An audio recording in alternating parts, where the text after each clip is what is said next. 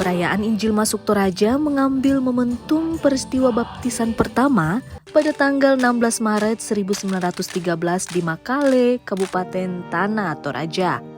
Titik tolak dimulainya sebuah misi penginjilan di daerah yang disebut Tondok Lepongambulan Gontingna Matari Allo.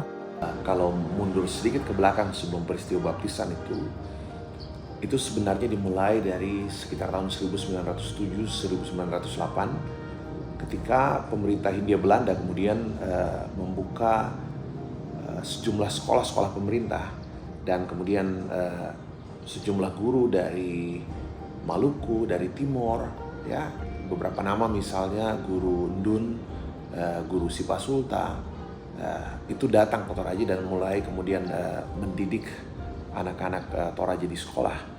Dan dari situ ternyata kemudian anak-anak itu bertumbuh juga mengenal iman Kristen. Kalau lihat beberapa arsip misalnya yang masih ada itu, usia anak-anak sekolah waktu itu ada yang puluhan tahun tuh baru masuk sekolah gitu. Jadi bisa dibayangkan lah usia puluhan tahun kemudian mereka mengenal pendidikan, ya pendidikan formal seperti itu, belajar baca tulis dengan segala macam ilmu lainnya. Nah itu jadi satu momentum yang saya sebut terjadi satu lompatan besar dalam perubahan peradaban masyarakat Toraja.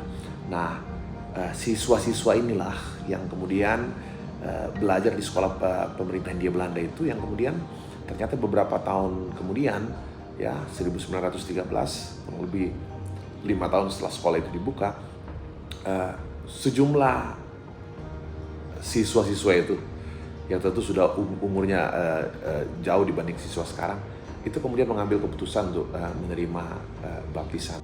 Setelah 110 tahun berlalu, banyak sejarah terukir menjadi momentum pemulihan bagi gereja Toraja. Saluran berkat bagi semua tanpa terkecuali.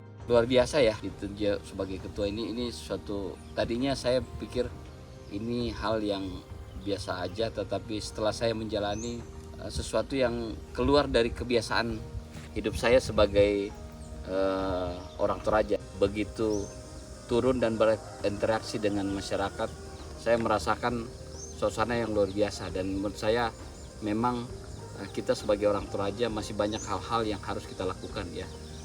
Ada banyak keadilan-keadilan yang harus kita bagikan kepada seluruh masyarakat Toraja ya. Tentunya dalam lingkup kita punya tugas dan tanggung jawab masing-masing. Satu hal yang merupakan pesan inti dari Injil yang harus selalu menjadi bagian pelayanan gereja Toraja adalah bagaimana Injil itu harus memulihkan banyak orang. Injil harus berdampak bagi kehidupan banyak orang. Jadi bagaimanapun bentuknya, pesan penting pertama adalah menyatakan kasih Kristus itu kepada semua orang yang betul-betul membutuhkan gitu ya.